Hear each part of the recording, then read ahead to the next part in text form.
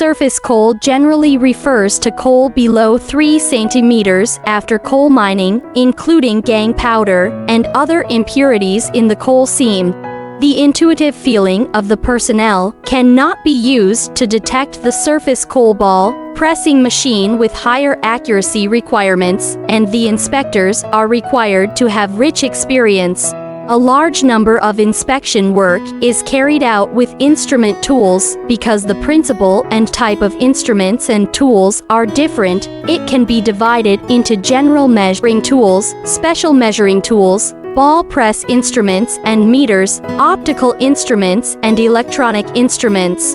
This is the use of electrical, magnetic, light, sound, heat, and other physical quantities through the workpiece caused by changes to detect the technical status of the ball press method. The realization of this method is also combined with the instrument tool inspection method.